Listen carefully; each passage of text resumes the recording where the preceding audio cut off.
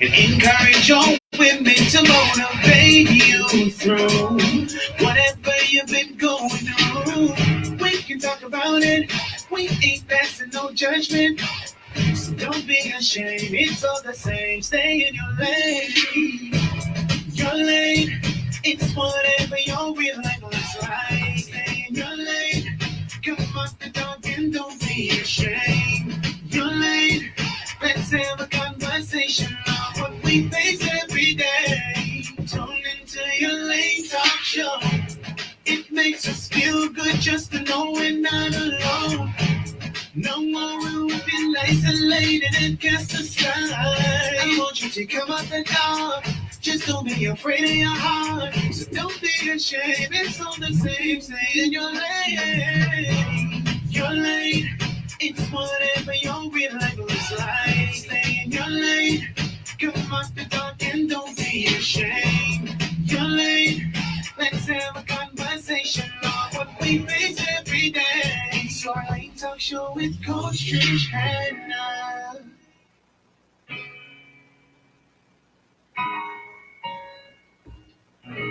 Hello, hello, hello, hello.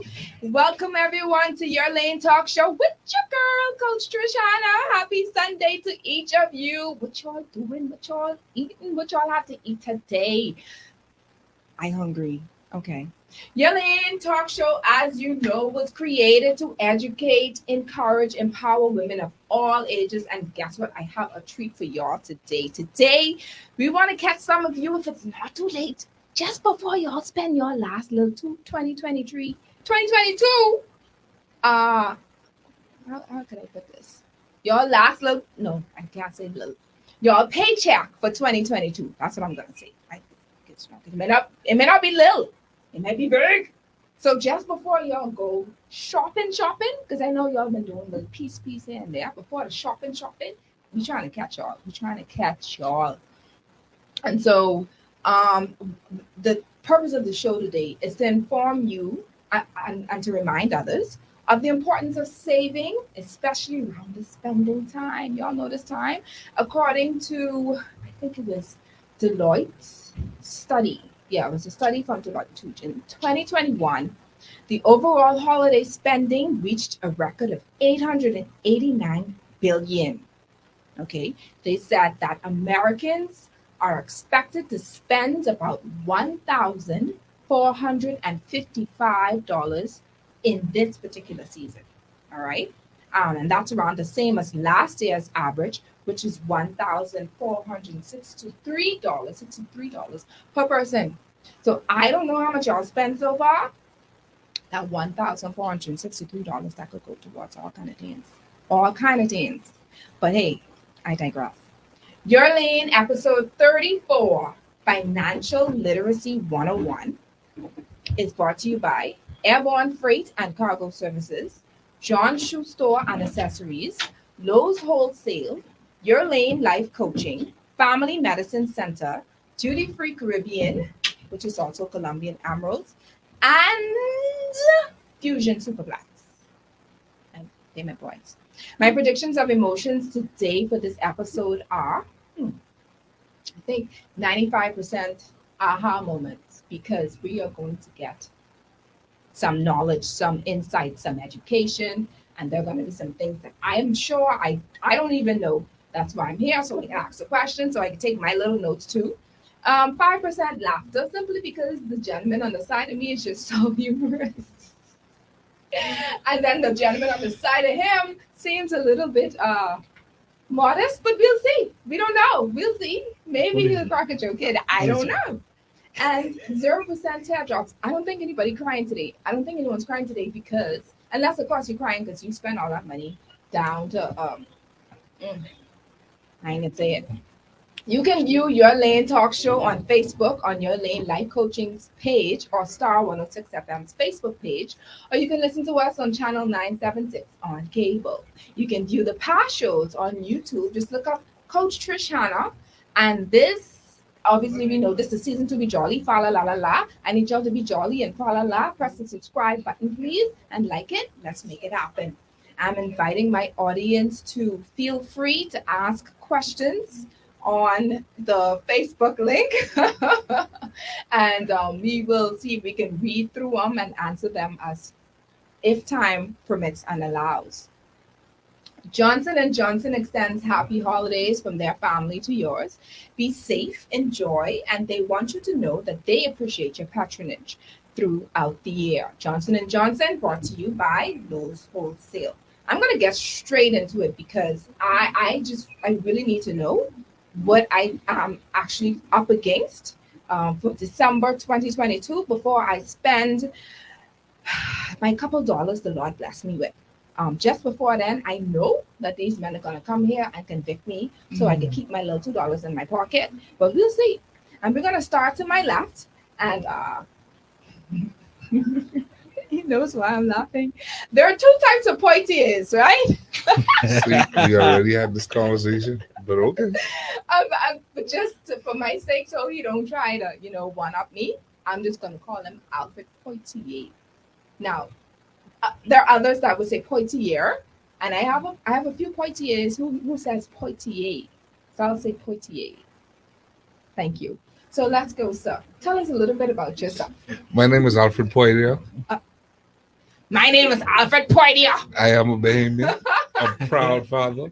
I've been in the financial services industry for about 3 decades, about 30 years from I graduated from college. Uh, I have worked at the major banks, and now I am employed at a credit union, Bahamian owned, Bahamian operated, Bahamian grown. Uh, and the credit union I work at is National Workers Cooperative Credit Union Limited. It was started in 1976 with a handful of people that worked in the hotel industry. They started saving $5 a week, and it has grown from that to a $70 million asset base financial institution. And proud. Bahamian owned, Bahamian grown. Okay. All right. And then we have with us Deno Cartwright. Hey. Yeah. Okay, I'm here. Sorry, kind of sleepy, but I'm here. Okay. All right. So let's see, where do I go? Okay. Served 15 years in the financial services industry in both the commercial banking and the regulatory space. So that's where I met Mr. Poitier during those not so, I guess, those kind of hard times when regulators come in. Yeah. So now we on good terms. But I told him earlier, it's good to see you. It was good to see him in this kind of space, right? So outside of that, I'm a certified financial planner.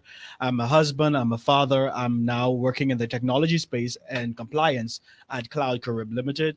But outside of that, I also serve as the president of the Bahamas Institute of Financial Services. So all of your financial services training and development, we are there to help you with. So however I can help, I'll be glad to. Wow.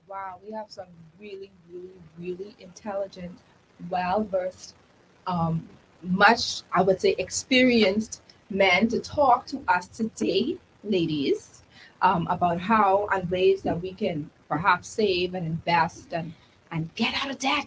Can we start there? Yeah, well, let me start with, Sure. Let's just have a basic down-home understanding Let's go. of personal financial management. And see, I don't like when I go to forums and, you're told, okay, so we're going to have a forum, we're going to teach you how to save. No, listen, hold on. Saving is a culture, all right? It's not something that you're going to walk into and be successful at. The most successful people when it comes to savings, actually, they learn it from childhood. And that's the mistake that we make today. Let me just lay this on the table. 2 generations, 3 generations ago, your great-grandparents, your grandparents did not have the level of education that we had. But they were more in tune financially or more financially literate than we are today with the college and university education. Okay, break that down, Alfred. Please, because yes, please, go ahead. So your grandparents, your great-grandparents, they made less than $100 a week at a time. Correct. Right? They were able to, they came from the island and initially settled in areas like Camp Road, Bayantown, wherever, right? They took that $50 to $100 that they made a week, and they were able to save, send you or your parents to college. They were able to purchase a piece of property like Carmichael Road, Seabreeze, out east, build a house, and then move you out of the Camp Road, the Bay Town, the Angliston, and put you out in Seabreeze or wherever they built the house, right? Most of them had a third grade to sixth grade education, right? But they did that. We have people who have graduated from university, people who are making six-figure salaries, right? But are not able to accomplish financially what those individuals did. And it's simple. Priority, culture. Back then, the culture was get some land, put a roof over your head, so on and so forth. Today, the culture is bling, show off. I am so and so. I've been to college. I got to show up nice. So, I paying for the weave, the MAC makeup, I got the nice car, all that stuff that really and truly does not enhance your personal wealth. And quite frankly, I don't know how much mentally it helps. Here's the thing. People talk about financial wellness and we look at the image of a person. Oh, he drives a brand new car. He drives this really whatever. He's well dressed. His suits are money. Do you realize that financially speaking, you can live behind the gates of Lyford Key or wherever. You can drive the most exquisite car you could possibly imagine. But you can be financially destitute. Yes. Mm-hmm. So, for the intents and purposes of this show today, I want to define poverty. Poverty is not the picture that you watch on TV 3-4 o'clock in the morning where you have some malnourished kids, with the bloated stomachs and the real skinny legs and stuff. That's not poverty. All right. Poverty occurs, financially speaking, when your income is exceeded by your expenses. So if your bills are more than you make, you're in poverty. Financially speaking, you are in poverty. You can't compare yourself to those pictures of people, quote unquote, and the caption, help get rid of poverty. No. They don't have no bills, nor do they have expenses. So they neutral. But you making $10,000 a month, but your bills is $15,000 a month, you have a problem. Every month you got to borrow to subsidize. Mm-hmm. Wow. We're going to stop you there because as you talk, you take the whole show. Mr. Poitier take the whole show. And I love it. All right? I love it. You could carry this by yourself. But I want to find out from you. Let's ask Mr. Cartwright. How can people get out of that? How is that even possible? Let me. I know you're ready. No. Of course. Well, people can get out of debt. Like Mr. Poitier said, it has to be a mindset. It has to be determination. Now, a number of persons are looking at getting out of debt as the first thing, and they get out of debt. But I find that they take all of their cash reserves to get out of debt. Then they'll find themselves in debt again in 3 to 6 months. I think the conversation needs to be had not only to get out of debt, but at the same time, you manage how you're going to increase your income, how you're going to find either not spare money, but extra money that's just lying around your house, selling something, getting something, quick cash. Because at the end of the day, as Mr. Poitier would have said, what they taught us in CFP classes, financial planner classes, are no longer relevant today. That whole save little 10% here, do this, it's not really viable in this culture and in this economy where inflation is ever increasing and salaries are remaining the same. So what I advise persons to do is you continue to come chuck down on your debt, but at the same token, increase your income or increase your income producing activities. And so we need to train our mind now to find opportunities to increase income before we get out of debt. And so getting out of debt is the last thing that we ought to do on our scale. The first thing is, how do we increase our opportunities to get income, whether that's learning something, whether that's getting a skill out there, whether that's selling extra clothes and extra shoes and those Armani suits and all that kind of stuff that you have in your house already, and using that income to now develop other ways to increase your income, and then just in order to keep your credit score all right, pay them. And this is crazy because they don't pay the minimum, go out there and just go debt free.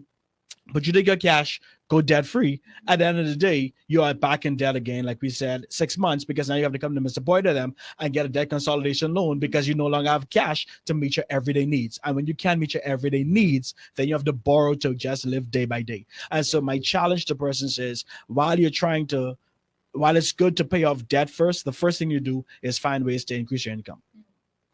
So you find a skill, or you try to create some type of revenue where you can get additional income. Right. Whatever have you. Find where you add value. Find where I like that. Find where you add value. So let's say, a single mom, she has 2-3 kids. She works at a restaurant, in a hotel, whatever have you. But she doesn't really have the time. Okay. So how do we deal with situations like that? I know you could make time. You could find time for everything. In the hotel industry, you either work the nights or you work the day shift or morning shift. What are some things that perhaps ideas that she can do? Legally, of course. Legally, ethically. To help. No, seriously. No, got you. So, yeah. So here's the thing, right? And I'm glad you mentioned the hotel, the number one industry. I mean, tourism is all intertwined.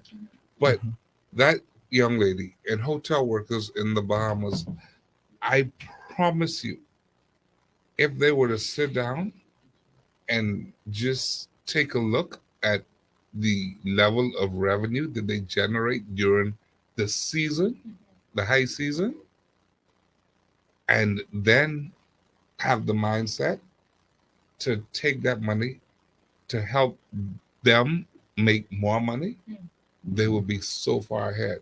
Hoteliers, of course, they have slow periods, and they complain during the slow periods, oh, I don't have no money, but they don't take into consideration that they make huge amounts of money. You have pool attendants who make $75,000 a year, all right? But when the season is slow, they don't have 2 pennies to rub together. You take that money and you invest that money. You find ways, even if it's simply buying something that that you can resell at a profit. Yeah. As simple as that. You do that. Because you have the money doesn't mean you have to go buy the new iPhone. Yeah. It doesn't mean you have to go buy stuff that depreciate in value. When you spend your money, 9 times out of 10, you should be looking for a return on your investment. Let's be real. If you're married and you take your wife out, fellas, you expect at some point your wife is going to reward you. Right. That's the same way that you should look at spending your money. Look to be rewarded with spending your money. You don't throw it away. I had a good time. Well, okay. As soon as you go sleep, that good time gone. And adding to that, we go back to a conversation we had off the mic about pooling resources using the ASUS, because the hoteliers, they maximize. Sorry, you tell me I was sleeping, so when you wake up and then I start, right? So the thing is, with we must understand too the power of community. When we came into COVID, that's what it taught us really about how when everything else is shut down, you know how to pool resources. So you pool resources with your co-worker, your colleagues who you trust, and who you know you can find. And if you don't pool resources with ASUS, pool resources with bulk shopping, because what happens is we miss out the opportunities we have with taking a portion of your salary that is already low, and you multiply that by 5 or 10 persons within your department. Someone goes away, they bring back on the barge the groceries by the bulk, you split it up, and then now it causes your money to stretch further. One of the ways that we become wealthy is through creativity. It's about learning to do more with less. And when you have less, you learn how to be creative, because when you've only got $4 in your pocket that lasts you until payday, you all of a sudden start buying instead of going to McDonald's, you go to the food store and get You understand, or at least get 3 pounds of meat, so at least it'll spread over 2 or 3 days. So what happens is when it's all about a mindset, and when your mind is now thinking toward increasing income, you all of a sudden see opportunities. And I find that a number of persons who are in poverty and not coming out is because they need a mindset shift, and they need to now look for opportunities, as opposed to always saying, well, I don't have it, so I might as well spend it. Right. How can I take this, pool it with other persons in that hotel industry, so that this can stretch further? I love that. I love that. I love that. And if you want to do any form of shopping and you want to bring your packages over, you can use Airborne Freight and Cargo Services to bring your items over What for a plug. you. Of Perfect. course, they Love it. sponsor the show. Absolutely. All right, Absolutely. no, but seriously, let's talk about ASU. Now, there are pros and cons. And just before we started the show, Mr. Poitier actually was explaining to us, the historical implications or information about where it came The from. history and of where it ASUS came. in the Bahamas is a bit different from what it originally started with. But ASU has been around forever and ever and ever. And I think I read somewhere where it started back in Africa. Ooh. But in the Bahamas, ASUS back in the day was how people purchase assets. Of course. All right. They use it for the down payment on their property, or in some cases to buy their property. And then they used it to build their homes, right? Today we go in ASUS for frivolous reasons, to go on vacation, to buy an iPhone. If we buy an asset, it's a depreciating asset as opposed to an appreciating asset. ASUS are fine. ASUS again was because our people were not permitted to utilize the financial services providers back in the day. Your big foreign banks, they didn't look at us kindly, right? So we had to find a way to get financing, and that financing was done through ASU. Over the years, there's been a switch in the dynamics, and we were allowed to get into the other financial institutions. But the reality is, the level that they let us in, I think for the most part, did us more harm than good. They gave us easy money, small money, over a long period of time consistently. So by the time we got a consumer loan of $100,000, it was just for little minor things, pay rent, pay light bill, go on a trip. And, 10 years later, you have $100,000 bill with a financial institution and no assets at all, right? I don't know too many places in the world where that is considered acceptable, right? If you want to borrow money, you borrow money for an asset. You borrow money to increase your revenue stream. You borrow money for a meaningful purpose, not for a frivolous purpose, not for a vacation. Now, listen, I don't want anyone in the audience get the wrong idea. I'm not perfect. I buck my toe. I could tell you this because I've been down this road. I came back from college and, everyone said, oh, you arrived. And so, hey, I thought I arrived, right? So, no bills at home. Didn't even have to contribute to the household, right? But because I arrived and I bought into it, I wanted to go and get my own apartment, pay rent. Didn't have to, but did.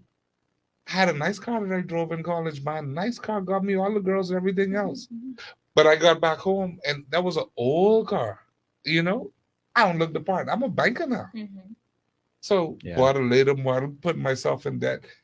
Dumbness, right? So I'm talking to you from experience. If you are going to borrow money, make sure it is for a worthwhile purpose. And listen, don't let people run you up on breaks. We have a tendency to not understand finances. And I don't think it's because we weren't told about finances. I think it's because of our culture. And it is simply this. If the old people used to tell you, if you make $1, save 50 cents, right? And that was sound financial advice. And that was personal financial management. Don't spend more than you make. Whether you save 50 cents, 75 cents, as long as you didn't spend more than you make, you on the right path. Yep. Today, we spend what we make and then some, right? We want to go to Latitudes. We want to go to Bama. We want to go to Atlantis, right? And we want to go just because we want to see and show other people that we can afford to do it. But what is so ironic, I don't know if you've been to those places and you see someone put their credit card in and it's declined. No. I mean, I'm sure it happens, but I've never seen It happens. It happens. Then there is an allowance to financial institution. Yeah, They Right, don't know of why. course. I'm like, Of course. no, you exceeded your limit. Right? Poor financial management. Oh my God. Folks, you do not want to be in that position because people's be watching Of course. and you are there being all pretty and sedity on makeup and MAC and whatever else. And that happens to you? Oh my goodness. But we ain't going there because you Excuse me. you know, and it's okay for women. Mhm. It's fine. It's okay for women to look good. You know, you want to take the time out to look good. You want to get your nails done. You want to get your makeup and your hair, but you have to have priorities. You know, it's all about priorities. So one of the questions that I wanted to ask is, as far as savings is concerned, how much should, let's say, for instance, that's fine. Let's say, for instance, somebody makes $1,000 a month, roughly. You know, what percentage of that money income should they save, and how should it be done? The benchmark is 10%. The benchmark on savings is 10%. Now, the key is that, and I know this may sound crazy, but I'm of a different mindset now, especially, and I can speak freely now that I'm out of financial services, so I could talk, right? You find that now saving money is more expensive than actually otherwise. All right, outside of my learned colleague, as they say in politics, outside of my learned colleague here and their institutions, credit unions, a number of our banks are now charging you more than they are paying you in interest. And so the key, what I get persons to understand is when you save 10%, you are saving for a purpose of investing. You are saving for the purpose of asset. You no longer, or you're saving for an emergency, but still remember that even out of your $1,000, 10% of course goes, 10% goes to your tithe or your charity, whatever you believe in. 10% goes to savings, 10% goes to investing. The other 70 is what you will now live off of, or you will now use as expenditure. All right. So the key to what everybody has to understand about saving is while you save for a purpose. Right. You save with an end in mind. You save with a date and an amount in mind so that it can encourage you to continue saving. And the best way to save is what they call automated savings. So before you touch it, it comes out of your salary, goes to somewhere that's not connected to your debit card or that you can transfer. You can view it, but you can't transfer or withdraw it or go to where you don't have an account. I'm sorry, not an account, but go to where you don't have a debit card. Right. And you have to actually go into the bank, stand on the line and withdraw it. By the time that you think about driving there, parking, stand on the line, your mind already changed, right? So the key to saving is have a plan, have a destination in mind for that, and use credit unions. Shameless plug. I mean, let me tell you why I don't mind talking about National Workers Cooperative Credit Union. If you've been listening and tuning in, maybe not this month, but if you've been listening and tuning in the months prior, you would notice that they have sponsored the show. He was one of the visionaries, one of the persons who I spoke to in reference to ensuring that, if this was a good fit for me, how could we go about doing it? And he supported me with it. And he went along and sponsored the show on numerous occasions, just not this month. But so we're going to go there, right? We're going to go. We cool. So boy, I tell you. Anyway.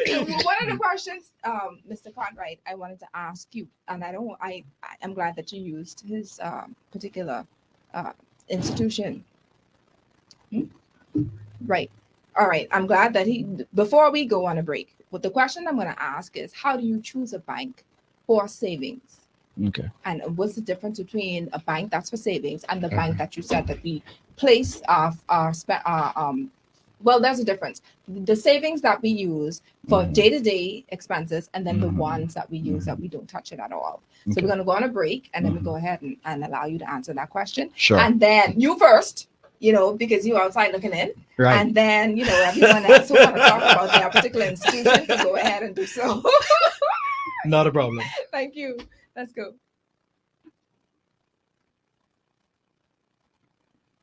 To my Facebook audience, thank you so much for tuning in.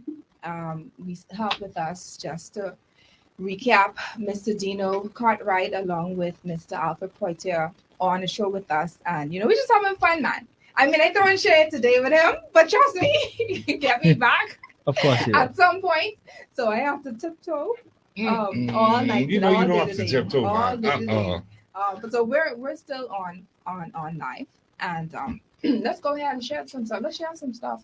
Talk Well- more about the A2. Well, yeah, the ASU, well, that's one thing. But what I would really, really want to, I guess, when we come back home, we definitely need to talk about budgeting. Right. Because if you don't have a budget, basically, you don't have a plan or a roadmap to your financial wellness. That's the bottom line. A budget sets the tone, and we can make plans, and we can say we want to be rich, we want to do this, we want to do that. But hey, if you don't have the mindset to create a budget, follow the budget, stick to the budget, goes to naught. Mr. Cartwright said, what are your views on this? 10% for the savings from whatever you have, 10% will obviously for the tithing and giving alms, etc.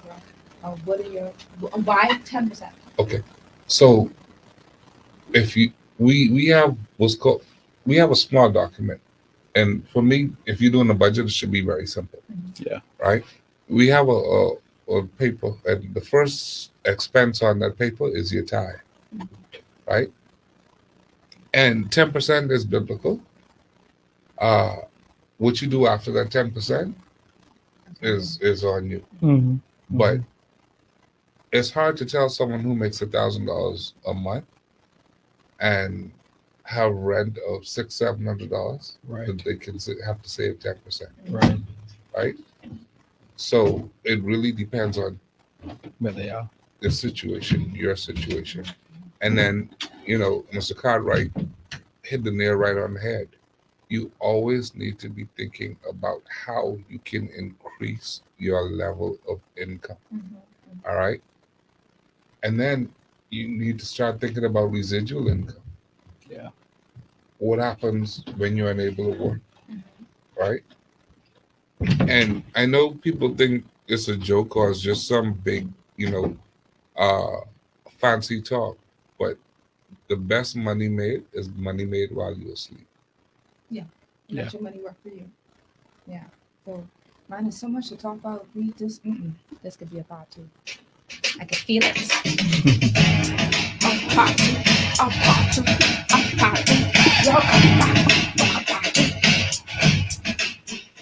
two. Welcome back. Welcome back. That's what we have a question. The question here is, how do you feel about raising the minimum wage to apply? The minimum age to apply this divide handwriting for a loan. How do you feel? And then we go into the savings. So how do you feel about raising the minimum age to apply for a loan? Who's answering that?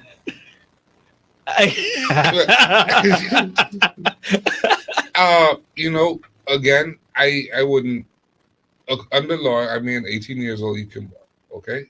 Depending on where you're at, 16 years old, you can open an account on your own. Yeah. And of course, they have the junior accounts that it's open through the parent or the guardian, right? I really won't say or put a limit on what age someone's allowed to get a loan. What I would say, though, is it is important that we start the process of making our children financially responsible from as soon as they have sense, or so as soon as they can recognize what's going on in their surroundings. That's more important than anything else. I would also hasten to say that it's difficult to teach someone to do something that you can do. So a lot of us parents, we missed the boat, and we already put our bad financial or lack of financial management skills, we have already instilled those in our children, and it's hard to reteach. My thing is, it's time to get a budget. Yeah. If you don't have a budget, get a budget. Yeah. A budget is your roadmap to your financial future. I mean, would you go to a country, a place you've never been, rent a car, and uh, you leave the airport and you're gonna go to your hotel, but you don't get directions, you don't get a map or a GPS to get you to the hotel? I mean, if you can do that, then why are you the greatest, right? Yeah. Well, I hear people all the time, especially children, talking about, "Oh, I'll be rich when I grow up." Okay, so I ask the question, how you can get that way? I don't know. Well, okay. If you don't know, you probably won't get there. You have to have a plan, A plan. right? So back to the age, uh, you start teaching your kids from an early age to plan on how to make money. And as they start at from that early age, you'll find you probably have the next Bezos or Elon Musk coming out of your household. But it's what you put into them, you know. I love that because I want to talk about budgeting. I want to touch that a little bit, but before we went on the break, we were asking about which financial institution. I don't know if we're going to call names, but how do we determine which financial institution to use for savings and which to keep, just in case of emergencies or retirement, etc. Okay. But my first advice is you don't save where you have a loan. That's my first piece of advice, because your loan contract says when you run short of your loan, that comes out of your savings and that go in there, right? That's the first thing. The second thing is because we have an asset building mindset, because you're not getting anything on your savings account anyway, you might as well let it worth your while and leverage it. So you save where you are planning to get a mortgage, or so that this can be your track record for the bank. Or if you are looking to get into business, wherever you are planning to have your business account, you would save according to this, because your saving record is now a part of your credit score,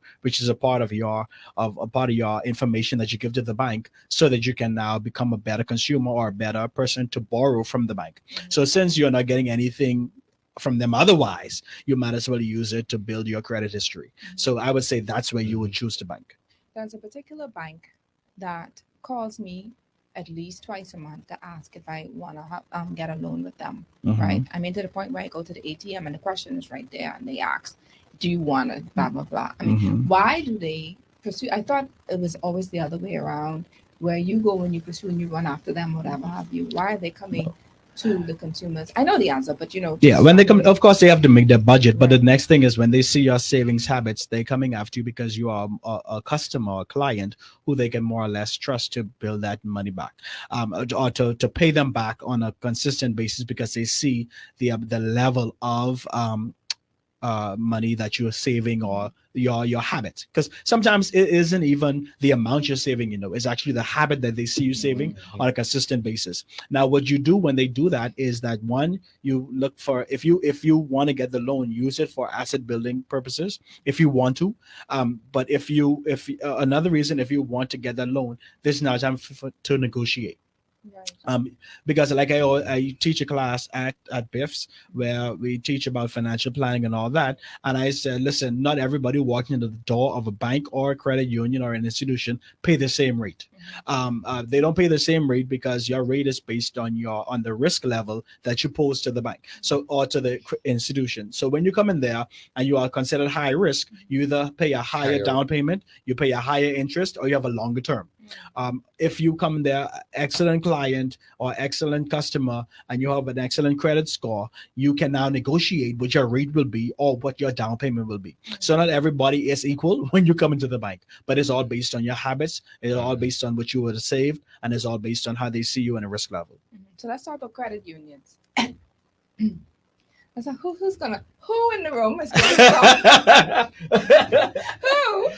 who is going to talk about it? Go ahead. Why should we? No, I don't know. Okay, so credit unions are local institutions. All credit unions are domiciled in the Bahamas. All credit unions are owned by Bahamians, the people that utilize the services of the credit. All right. With that said, then you actually, if you are a member of that credit union, you're a part owner, you are able at your annual general meeting to chart the direction in which you want that credit union to go. You are able to say what service you want them to offer. And if you put to the floor at an AGM that, listen, they can't charge more than $2 for a particular transaction fee, and it's passed on the floor, that is exactly what it is. So you literally dictate what happens in your financial institution, and it affects and how obviously that determines how you're affected. So you are the person that can help determine how you'll be treated and what you will spend in terms of getting service from an institution. The bank, hey, you're a number man. You know, if you have good credit, we'll negotiate a rate with you, but you still, Have to pay them fees. yeah. And they're And gonna, And another thing for persons who may not know, credit unions are now regulated by the central bank. So the same kind of parameters that the regular banks or the other commercial banks have to follow, you can rest assured that your funds are secured secure. by them as Exactly. well. So what about, is there a way to beat credit card fees? Like, is there, man, pay the that's balance like in that. full every month. Right. In full. In full. Yeah, Okay, that's the only that's way. it? Because Because because the thing is, Man, there's this no way particular around it. bank I have, but all kind of banks, right? But this particular one, this is the one that I intentionally not putting my savings in, but of course you need it for Right. emergencies, whatever. And when I look on the I look through the online banking, man, 25 cents for this, this for that. If you blink at the bank too long, they can charge you $5. I'm like, what you doing? $5 looking fee. What are you fucking Yeah. what you doing? So, look, banking the way we know it, this generation knows it, is eventually going to be a thing of the past. It's All right. discouraging. Banks charge those fees for you to come in and do withdrawals, etc., because they don't want you to come in and do withdrawals. They want to be able to conduct or carry out your requests or your transactions electronically. Correct. It doesn't cost them to do that the way it costs them to pay a teller, pay security, to pay rent or maintain a building, right? So the world is moving towards electronic banking completely, a cashless society. Our central bank with the sand dollar, folks, that's the writing on the wall. I think this is That's the way to one go. of those situations where the Bahamas may be ahead of the curve with an actual fiat digital currency. Yeah. And please don't mix the sand dollar up with FTX. Okay, because It we was ain't the going same. there. I'm sorry, I was itching. No, don't I was itching. I was mix itching. don't mix that I up. need Two to different know, things. how do we determine who to invest in and what to invest in and what is going to be, legit from what is not. And 'cause Old people used to tell you, if it sounds too good to be true, then that's See? enough for me, man. their old advice still sage today. Listen, FTX is a very, very I don't want to say complicated topic, but it's a topic that is just, to me, too much assumptions and too much personal feelings and personal opinions Right. as to what really occurred. Okay. Mhm. Some people say, oh, the current government brought them here and caused this. And that's not true. The previous government started this negotiation, right? And it was not a bad. Oh. No. We don't want to talk any politics or whatever. No, I know this you're ain't not, politics. The question I want to ask is this then. How do we determine, moving forward as Bahamians, how or what to invest in versus what not to Okay, invest no, in? see, this is what I was going to say. And based on what was presented, it was a good thing. So it started off good. Yeah. Okay. Listen, cryptocurrency, again, this is the way of the future. All right. FTX, regardless of the shock and all the talk around the world, cryptocurrency is not going anywhere. Right. All right. When it first came to the Bahamas, my personal opinion is we did our due diligence. My personal opinion is we have the legislation in place to protect Bahamians and foreigners in the cryptocurrency space in our jurisdiction. I'll say this. If you go back and you look at the United States in terms of legislation with regards to cryptocurrency, they have none. The reason why the gentleman was charged with wire fraud is because that is how they address cryptocurrency issues. They treat it like MoneyGram or bank transfer, and it is based on their legislation dated back in 1940. I think it's three legislations they use. One of them has to do with businesses. The other one is wire transmission business bank transfers, and those are 1933, 1930, something else in 1940. Okay, there was not even a digital highway back then. Correct. But that is what they use, right? And I'm thinking that if we had not have the legislation in place that we do, the fallout for the Bahamas would have been significant. But because we have a good legislation in place, it's not going to be as detrimental as some people say it is. And I want you to pay attention to the media in the US and around the world, right? They're talking more about him and FTX than the Bahamas, right? Which means that regardless of what the gossip and personal opinions you might be hearing around here, which means that we did not do something that was extremely out of touch or out of whack. Okay. Because based on the information I know, we did the whole, we did everything that we were supposed to do. Right. But let's talk about cryptocurrency. All right.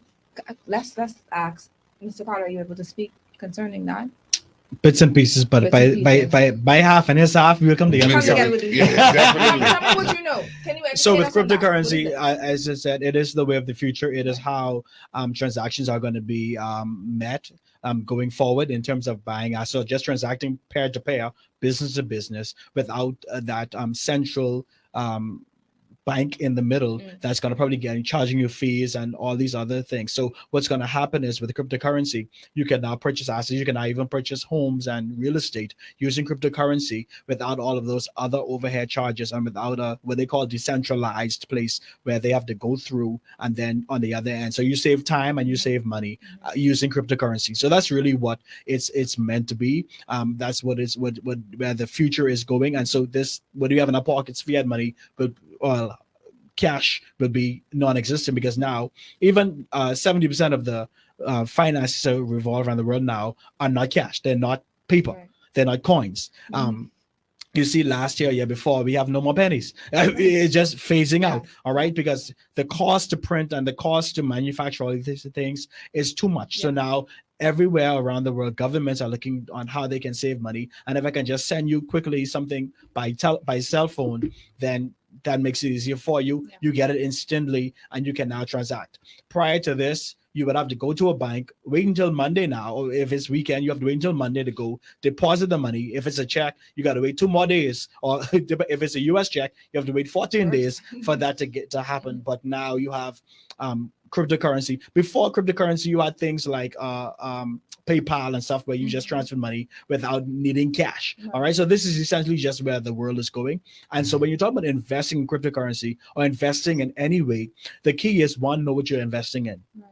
If you don't know, find a trusted advisor who is in this space, who's being taught in this space, so you can trust your money over to them, which is why we have brokers and all those kind of people to put your money in. If you want to do this, you must also know your risk level. You must also know if what you're investing, you can't afford to lose, hold it, because otherwise it's just gambling. Okay, so those who are investing know that when you are investing, make sure that you know what you're investing in. Find somebody you trust, or if you're going to invest, make sure it's something that you can lose, because every investment has an inherent risk. All right, and so know all these factors before you give your money to anybody else. And like Mr. Boyd said, if it's too good to be true, chances are it is. All right, so always go in there with that in mind. See, let me just add to this, right? Put the gravy on the food that was just cooked. Yeah. Uh, cryptocurrency, right, Mm-hmm. is simply electronic currency, Yeah. right? Now, we add all types of things to it, Mm-hmm. right? And FTX, what they did was they wanted you to, like any other, like other crypto entities, they wanted to add other mechanisms to their platform, Mm-hmm. Mm-hmm. Mm-hmm. and they wanted you to invest in their dreams, so on and so forth, right? The bottom line is anybody or everybody can dream, right? How many people would sit, plan, and then put the dream to work Mm-hmm. and stay with the dream until it worked, right? Legally and with the mindset that Yeah. this is a win-win. Yeah. I can't comment on the FTX CEO or former CEO because I don't know him. Mm-hmm. Mm-hmm. But based on the information that came out in the legal filings, there were some dubious things that were done with the money, Right. right? So, you know how the banks want to know your customer? Mm-hmm. The customer should know your bank as well. Right. So, if you're dealing with the cryptocurrency agency or exchange, you need to make sure that you're dealing with someone that's reputable, someone with a track record. Dealing in cryptocurrency is no different than dealing on Wall Street, the stock market, the stock exchange. It's just a different mechanism. Uh, Cryptocurrency basically will, in the future, completely be the vehicle for your Wall Street and your Royal Bank account, whatever. All right. Yeah. As a matter of fact, again, like I said earlier, I think this is one of the areas where the Bahamas is probably at the cutting edge or on the cutting edge of this crypto movement because we were the first to have the sand dollar, which is an actual fiat currency exchange platform, right?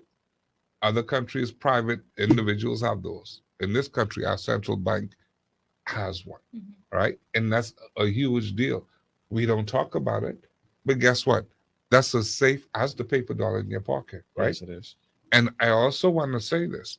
In 2024, Central Bank made the announcement that the checks will be taken out of the system. You won't be able to write a check anymore, right? So let me ask you a question. How much longer do you think it will be before cash is taken out of the system? Because we have the infrastructure where you don't need cash anymore. Correct. And even with Mr. Poitier saying, for those who are part of your audience who are not quite sure about this digital currency, this sand dollar, really, and it came at the right time. I don't know if they probably had foresight, or they probably had conversations where they knew it was where the commercial banks were heading. But you know that in our family islands, particularly, there are a number of commercial banks that are moving their branches, moving their ATMs out of place, but there still needs to be transactions going on. Right. So with a number of our population being unbanked, meaning they don't have a bank account or they don't have access to getting a bank account, they can still do transactions using this sand dollar, so that if they can't go to the bank and get $20 out of the ATM, they can actually trade $20 from their phone to another phone. So where you don't have banks on islands, almost everybody has a phone. So it's a learning curve, particularly for those who are not aware on how to do, or who may not like banking, to understand that this is the way we're going. And so it's best that you learn about it now, because this is where we're heading. I know as a culture, we like to go stand on the bank line, and that's our chore.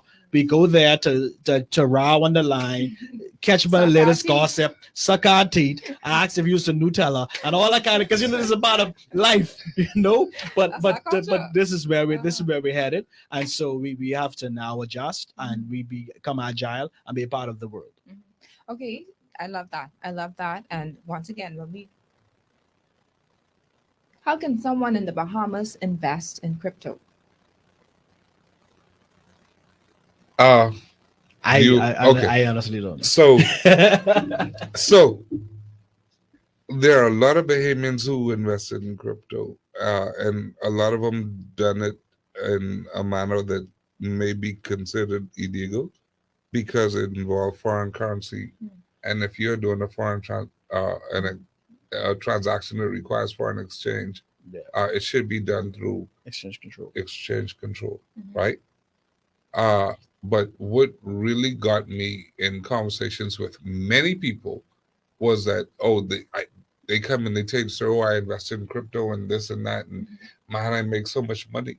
So my question is, okay, so how do you withdraw? Oh, uh, huh? What you mean? Well, do you have a debit card? Can you transfer it to, some account? No.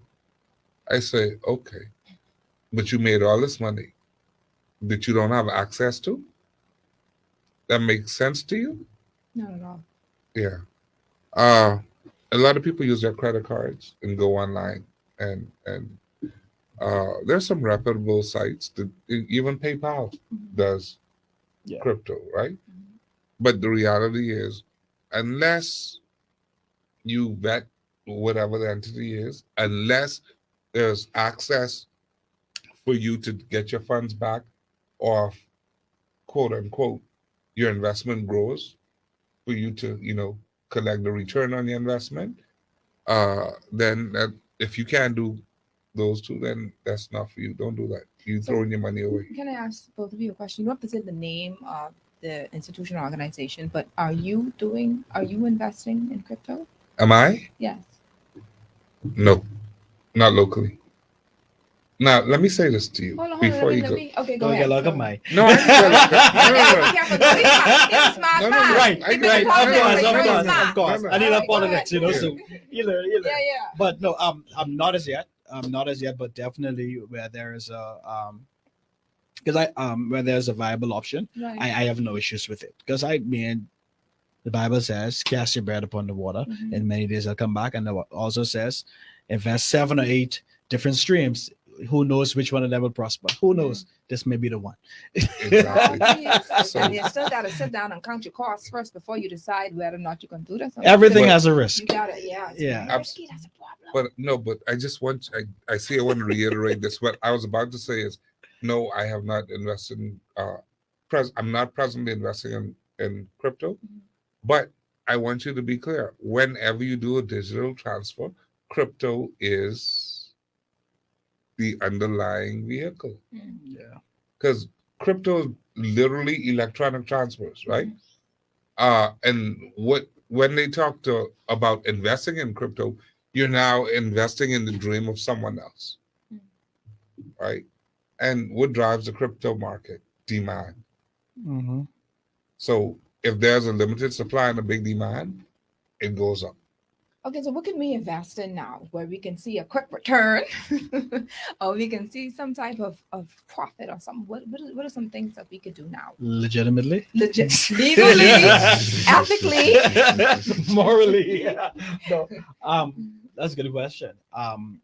The quickest way I would say is just regular everyday needs. That would be the quickest return you have. So you buy low, you sell high. That so you have your clothing pieces here, makeup, I suppose here, makeup, clothing pieces, food, snacks, that kind of thing, where you got a quick buy low, sell high. That would be the quickest way you can get a return.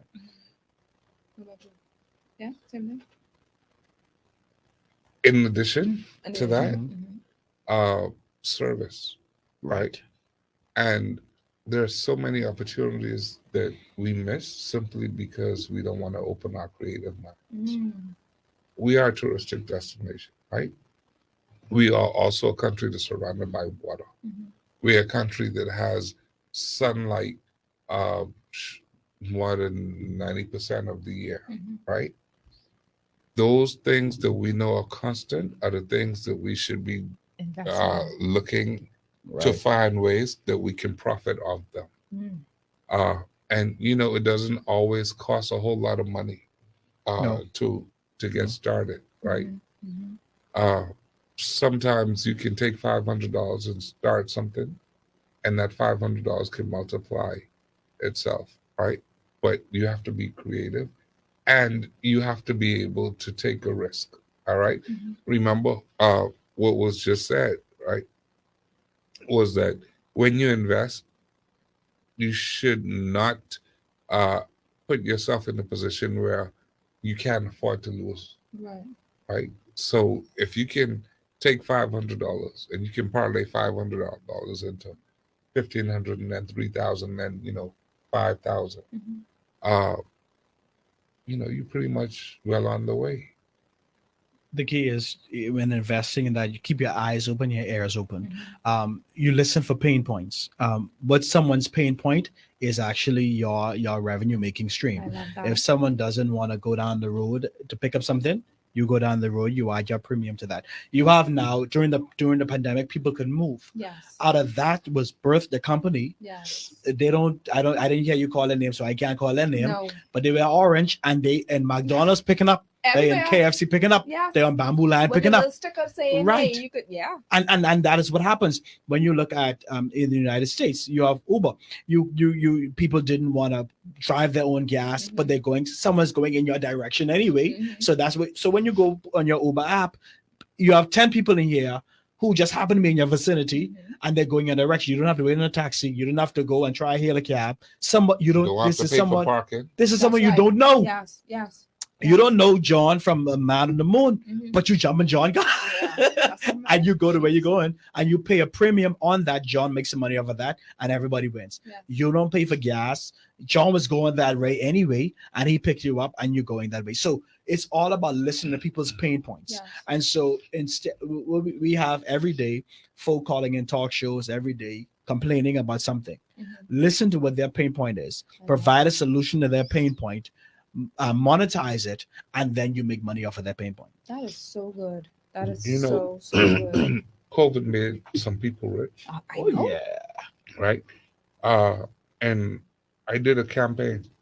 A lot of people that were displaced from the hotel, Mhm. right?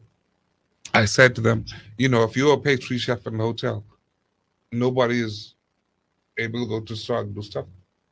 Make your pastries, sell it in your neighborhood. Right. Mhm. You have a skill. Mhm. You have a skill. You couldn't move out of your neighborhood anyhow. So you have 15 people already home. You don't have anything to do. So and so the key is what I always tell persons is the job that you're on is teaching you a skill that you need to be wealthy. And Yes. so sometimes a lot of times you don't have to leave the job you're on. You just look at the skills that you've developed over that time. Mhm. What me and Mr. Poitier are talking about is not something that we necessarily learned in school. Mhm. We learned in the course of our daily jobs and Exactly. listening to people's pain points, looking to see how we can now alleviate their pain points Mhm. and then making a profit off of it. And That is that's so really good. what it is. Oh my gosh, that is so good. We're going to take a break, but let me just ask this question before we go. And the question it talks about, couples, yeah, you just get married. You want, you either want rent out or you want go invest in a house. You want build a house. So after this break, we're going to talk a little bit about, hey, should we just get this house? Is a house a debt investment? Or should we do some townhouses or some apartments? We're going to go into that. All right, let's take a break.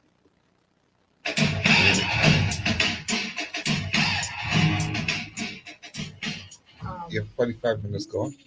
Listen, I let y'all go in right after this break, but I'll find a way to get a break to transition. Huh? If that's okay, I'll find a way to transition.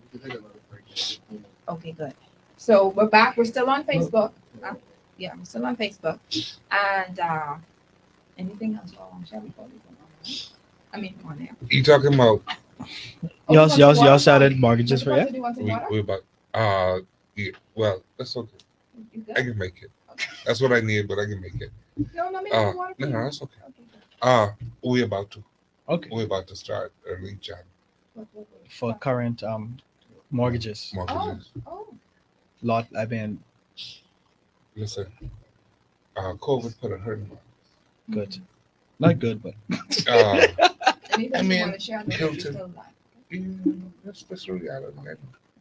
Hilton closure, Atlantis layoff, Malia closure, Club Med was closed. Can you get some water for him? Yeah. Yes, thank you. All that stuff. Yeah, those people were displaced. yes. Yeah. Yes. So we gotta build. Really with the same group or y'all expanded it? It's about diversity. Good We've stuff. been expanding. So we can talk. Yeah. But the thing about this, Let's get our friends in high places. Ah, You don't want to just target because it's not only for hoteliers, right? no, we wide So- open, everybody. Right. So we have to find ways to cost you to sponsor the show so that you can have more persons. Listening to know the various Here we go services again. that you have to render. No, but this is Y'all know y'all got something in your vets, right? I just said. Well, how come me and Mr. Cartwright ain't No, going? I'm very sensitive to. Oh yeah. Yeah. Okay. But they need to do something about that. No, but seriously, let's talk about the Christmas savings that you still have that, right? Mhm. Let's talk about that. Yeah. You could tell the audience about because they could have been using that money right now Yep. instead of go putting it in there too. And that's Shirley ain't come back with the money. See, Somebody you in the have to- police you have- station right now but- complaining, but Shirley. But Trish, too, the truth of the matter is that you have a lot of what COVID did was made a lot of people desperate. Right. They didn't have the savings prior to COVID, and right now, I'm talking with a lot of people. Even when talking about savings, they 50% brush you off because they are not in a space Yeah. to do that. That's why I tell people now find a way to make money before I even tell you to save, Yeah. pay off your debt, find a legit way to make some funds. Even if you have some stuff in your closet you can sell, just to have that first set of cash, do that, and then focus on savings because they really ain't got it. And so right now what they're saying, if I can pay the bill, I might as well dress up to feel good. Yeah. So right now I heard that. it's about feeling good. Yeah. See, the thing is, like we said earlier, it's culture. Yeah. All right.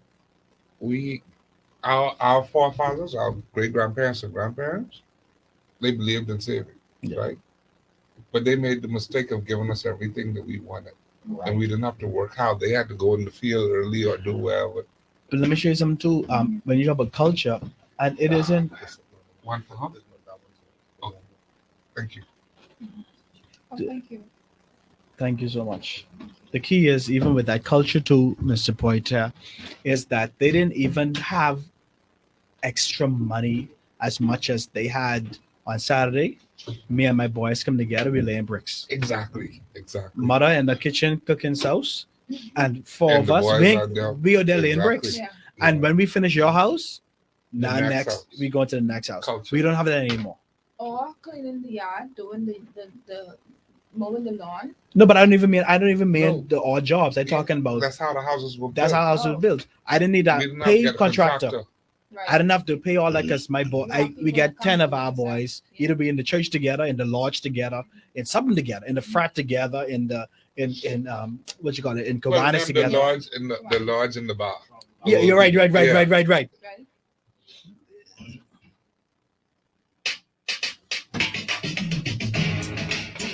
Welcome back. For those who are just joining us, we have with us in studio Mr. Alfred Poitier and and Mr. Deno Cartwright. Man, these men, they just filled with so much knowledge. Oh my goodness, I'm proud of them. And as I've told them before, they will be coming back for part 2 because there's so much to cover in this little space of time. And before we went on our break, we were asking about what do we do or how do we advise couples?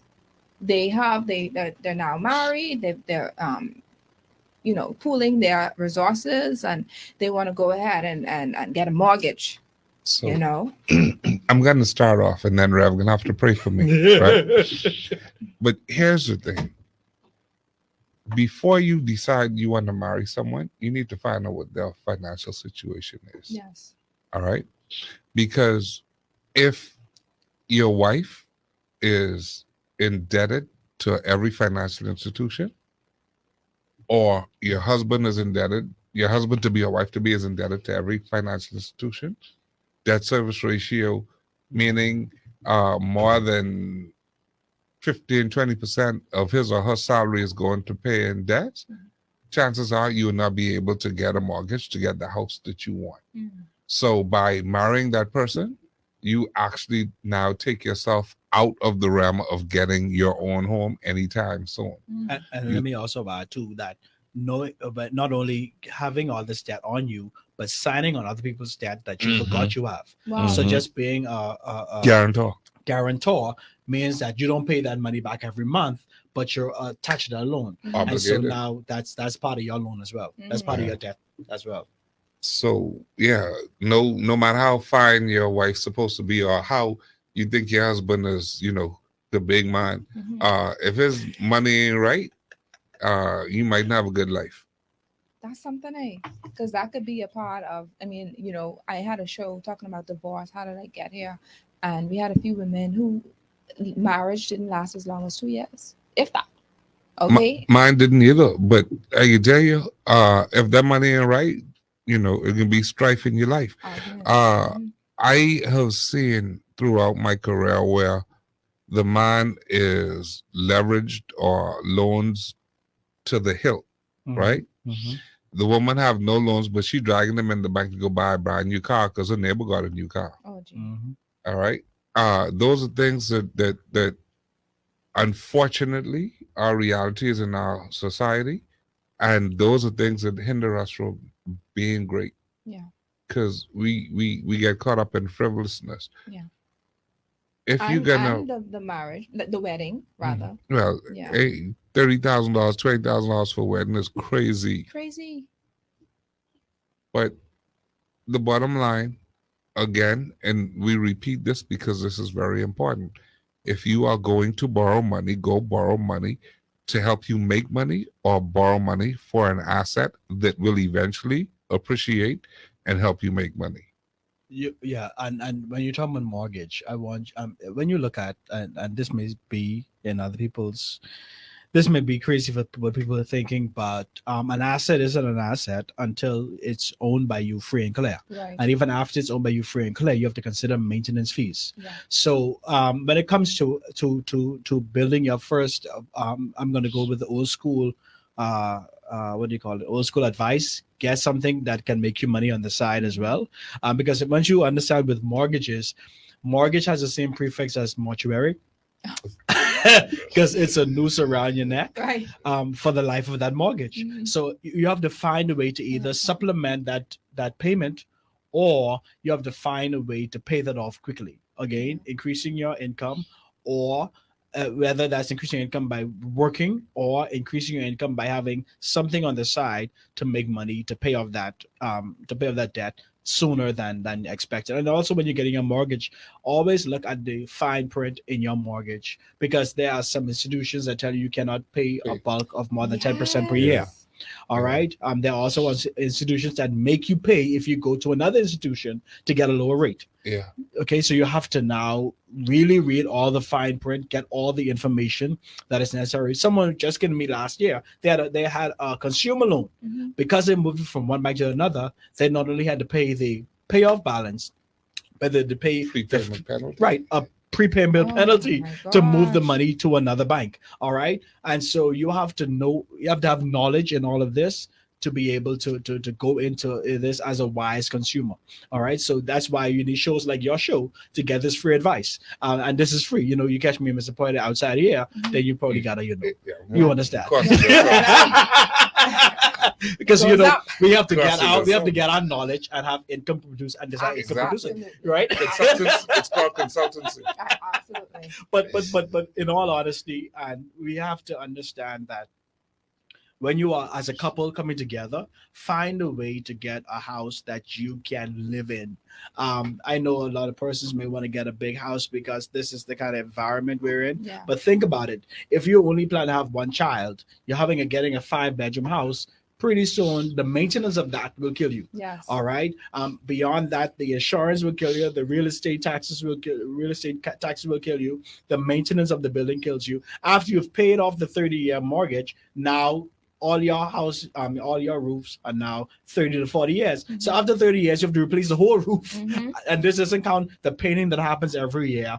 This doesn't take into account the maintenance of the yard. You have a pool, Lord Real help you. property tax. Real property tax every year. So you have to consider all of this when you're going into a mortgage, going into a home. It's good. It's good to have that asset in place, but always have in mind how you're going to sustain this.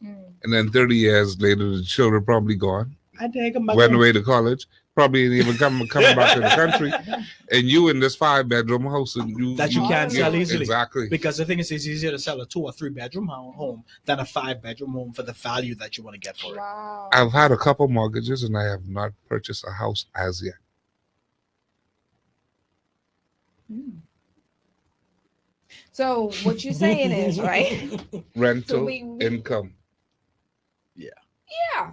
So you get your townhouse, you get your little your apartments, you get the vacation rentals. You could that's also a nice investment, right? You get your little Airbnb. Airbnb. It You, is. you do. Man, I have this neighbor. Anyway, we talk about that, but I say cleaning up, he cleaning up. You know that this is something that I think I want to look Okay. into invest in. Again, it's one of those things like Uber. You find a pain point. People don't want to go to a hotel. Okay, and even when you think about it, we have a number of family islands littered across Mm-hmm. the Commonwealth of the Bahamas. COVID has now changed the appetite for those who are coming in. They don't want to go in the hotels anymore. Mm-hmm. Just put them in something on an island, give them a four wheeler, or give them a little jeep, Mhm. put them somewhere in the bush, and they're They quite happy. fine Yeah. because that's the new consumer. Yeah. That's your new traveler. So all of these things you have to take into consideration. Sometimes as a couple, you may want to rent something that's comfortable and use some other money to put it into an Airbnb and let the Airbnb build your dream home. A lot of times for couples, your first home is not your dream home. Exactly. Yeah. So you build to that.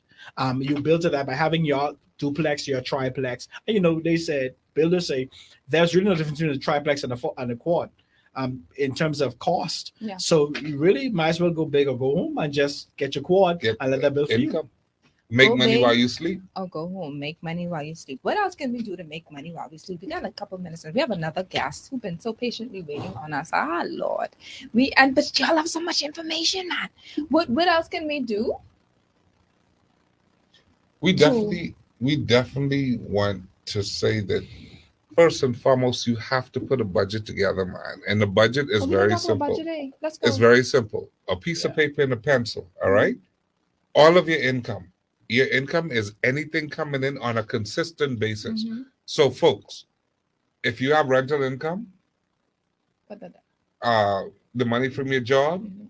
Mhm. if you have pension payment or spousal support, those are income. Mhm. Mhm. Now, if you was buying numbers, you can put I might win from the number house as income. No. Now, let's be real. If you was buying numbers on a regular, that is an expense. Yeah. You have to put that on your expense. Expense is anything that goes out, right? Right.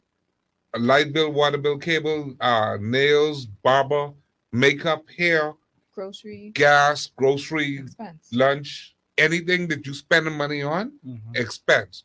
Buying numbers, expense. If you have a sweetheart, expense. You have to budget for it.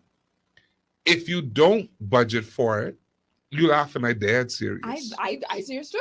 Go ahead. If you don't budget for it, chances are you will not reach your financial destination. Mhm. And Yeah. the financial destination is where you see yourself financially at the end of a particular period. Yeah. So you budget for a reason. You budget so that you don't find yourself in poverty, but you also budget to make sure that if something happens to you, if there's a period you can't work, you have something put aside. Secure. Every budget entails a nest egg or a saving. Mhm. Okay? There are two types of income. There's discretionary income. Two types of income, right?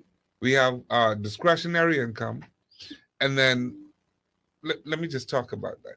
Disposable income and discretionary income. Mhm.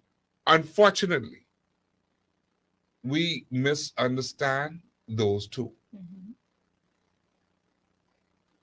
We have a lot of people in our country, and this is our culture. We get paid, we go out and we buy something that we wanted, Mhm. right? And we buy that before we make sure that our bills are paid. Mhm. Mhm.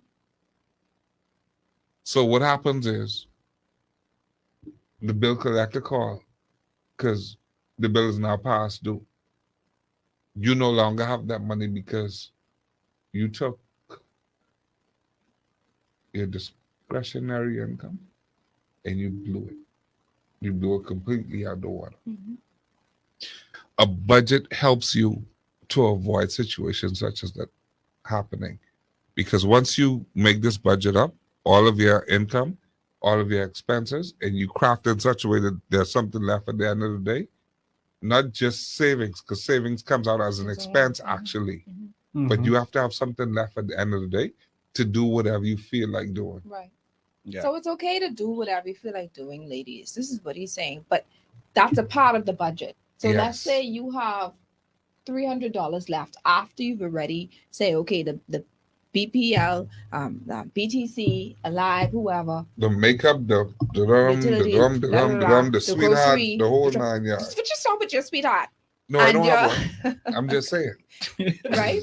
And so you have that, and then they say, okay, you have $300 left. That 300 after you've already done your savings and everything, whatever. That $300 you go get Whatever you feel like. yeah, because you feel good. So don't make it seem as if we don't want to make it sound as if, oh, you can't have nothing, you can't spend no money, women can't look good, and all these different No, things. the purpose of budgeting is so So that you that- have that. Right, you so that you would have that, and I love that. Let's Yeah. let's talk. Let's do some no, because we heading out now. I really don't want y'all to go seriously, but let's if it's anything, Mr. Cartwright, that you want to share. So when you know about your budgeting, you have a phone. There is something on here that you can track your cash spending. Yes. Every time you spend 50 cents, you track it in here. When you track it, it now has you to have this at the forefront of your mind.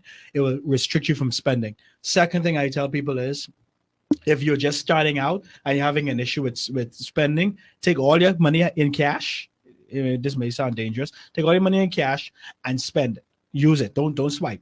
Because when you swipe, you are mindlessly just spending money. But if you have to take that because you have to understand see it. money is emotional. Yeah, When you see the $100 go and break, yeah. then you think twice about doing that. And the third thing about spending is don't have a 24-hour rule, especially for not expenses but luxuries. Yeah. If in 24 hours you still want this, buy it. A lot of times when you go into a store and you say you go leave the store and you want to come back, say I'll come back tomorrow for it, chances are you're not going to come back. All right. So budgeting in a practical way is you writing this down, but you're sticking to it, you're tracking it, because everything in your life financially is built on strategies, structures, and systems. Strategy, what's your long-term goal? What's the structure is how you're going to meet this goal, whether through savings account, whether through budgeting, not budgeting, through savings account, through investing, whatever you're doing. And then a system is consistency. Save the whole thing about savings is consistency. The eighth wonder of the world is compound interest. Is it going to work for you or against you? And that's what you have to do. I love that. Man, I feel good. I feel like I could be rich tomorrow. And that's but the This thing is is, good. finally, that's how it starts. So I will Exactly. tell the ladies, listen here, go get your hair done, get your makeup done, do all of that, because the truth of the matter is money is mentality, money is feeling. Yeah. When you feel good, you're in a position now to see more. Yeah. When you feel good, you're in a position now to be exposed to places that cause your mind to start running. When you leave work, go home a different route. Go and spend your persons in the generation before us used to take Sundays to drive around to see big houses to expand their mind. I remember that. Okay, you have to expand your mind, change your mindset, Yeah. dress up, feel good, because when you feel good, you make better decisions. I love When you that. don't look good and don't feel good about yourself, you do things and spend a little money to buy food, buy all these kind of stuff to kind of make you feel good. But when you feel good, look good, then you start making better Swag. decisions. I Yeah. like that. I Yeah. like that. Ooh, y'all really helped us out today, I must say. And I want to thank you. Thank you so much. Thank you. Not a And problem. like I said before, y'all coming back, I'm asking. So when y'all do come back, of course, we're gonna just talk a little bit more about things that we couldn't cover because there's so many other questions that are there. And then of course, when we have an opportunity to read some of the questions that the those on Facebook may have, we want to be able to answer those when you do come back. And so thank you, Mr. Alfred Poitier, and I said it right? Good. And Mr. Deno Cartwright for your Not a problem. presence and for sharing. And like I said before, you're getting it free here because if you go to them again, it's consultation and that comes with. Okay. Surely. So let's talk about how we can reach you, Mr. Cartwright. Sure. You can. My email address is Deno V Cartwright, Deno V Cartwright @gmail.com. That's Deno V Cartwright @gmail.com. Or my cell is 803-7116. 803-7116. This is for consultation purposes. Consultation. Yes. Only. He's a happily The married husband of man. one wife. Okay. The father of two children. Your wife from Yes, my beautiful wife Brittany Loren.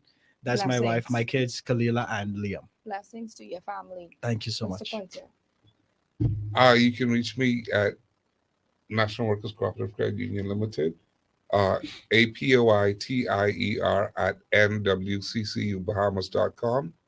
I also serve on the board of directors of Bahamas Development Bank. Awesome. So yeah, So small they can find business, you.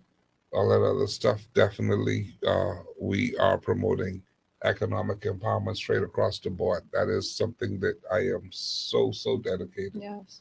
to doing. It's about helping others. I can see the passion in both of you. The passion is there, and we are forever grateful. National Pleasure. Workers Cooperative Credit Union will be sponsoring the show in January. All right. Thank you. This is where I sip my tea. Coming up next, we will have Ms. Denisha Lewis. I can't wait. Oh, well, y'all, we're going to let you all go. But for those who are listening, will be able to hear her story. And she did exactly what you all were referring to with finding ways to make things work for her, using Awesome. whatever she have and allowing it to work. Awesome. Allowing herself to have income. She's a single mom and she's making what she has work for her. That is powerful. Awesome. I can't wait to have her on. She's right behind, just patiently waiting for us. I'm going to have her right after this break. Before you go, please.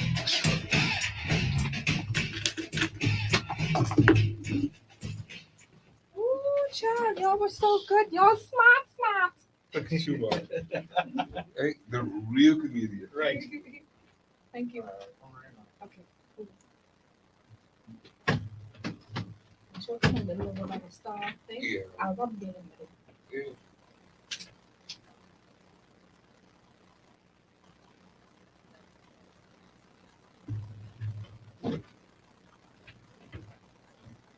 Okay. Okay, be careful, Mr. Cartwright, please. We want to be here.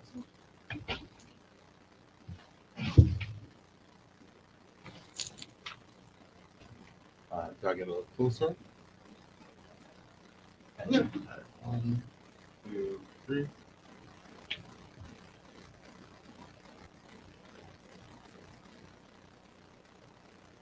Okay, awesome.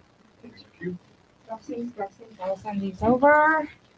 Of course, we'll share this. I'll share it on Sunday. So it'll be as if we're literally live. Absolutely. We are live. Oh, yes, we are. Oh, yes. Blessing. Take Thank care. you. Take care, of Thank you course. so much. Hello, lady. Thank you so much for your patience while we still on break, right? Yes. All right. Can you take a picture? Sure. You can actually name Denisha or Denisha? Danisha. Okay. Thank you so much for your patience. What happened is we started late. What happened was are you all up in my face?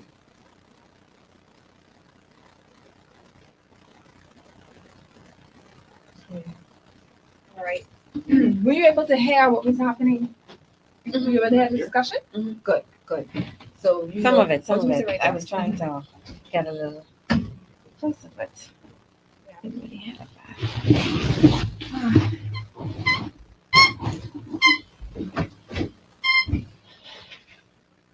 That's that chair sound like that? Yeah, don't mind it. Ooh. How you feel? Nervous. I'm really good.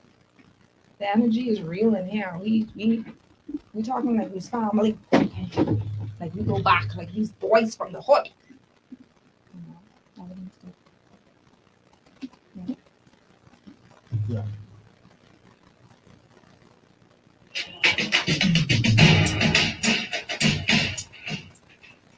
Y'all, man, listen. Mr. Poitier and Mr. Cartwright was on point today. If y'all ain't learned nothing, I don't even know what to say because I learned all kind of things. Today was just simply incredible. And guess what? There's more. You know those infomercials? There's more. We have with us Denisha Lewis. She is a single mother of three. She has three beautiful girls. She is a certified early childhood educator and the CEO of Dish It Mom, that is here to teach us about how to create meals on a budget and so much more. Because, first of all, before she even talk about how to make meals on a budget, I just want her to briefly share how Dish It Mom even came about. Hello, Denisha, and welcome to your Lane Talk Show with your girl, Coach Trishana. Hi, good afternoon, everybody. Good afternoon. Um, so just say a bit of my story. During a period of maybe last year, I went through a separation with my husband, and during that time,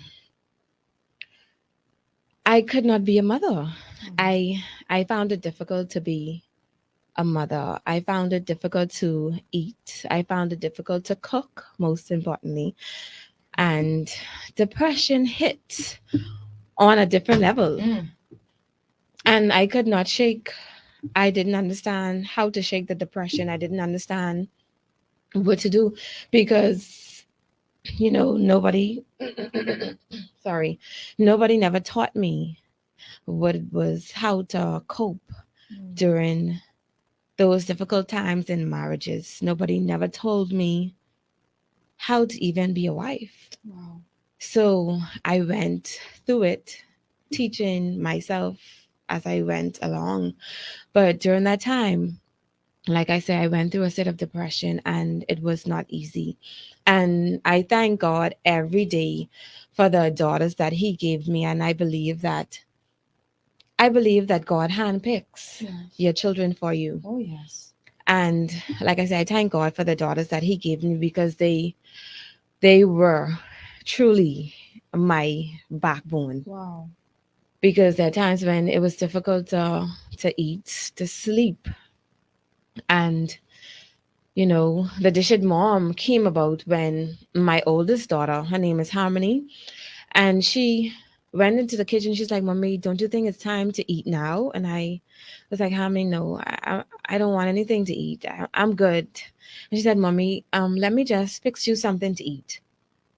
And I have a daughter, my oldest daughter. She has an IQ of something on a different level. Because I promise you, if you ask her a question, the other day I said, how many would? So why is the moon so big? And she said, Mommy, according to. And I said, from she said, Mommy, according to, I said, okay, this is going to be one of those lessons that I'm going to have to take. So she said, Mommy, can you just come and show me what to do? Me knowing her, I know she knew it. She Right. knew exactly what to do. How old was she at that time? She is 13. Oh, this is So just recently. she was about 12, 12 at the 12 time. or 11. And she said, Mommy, come in the kitchen and help me, please.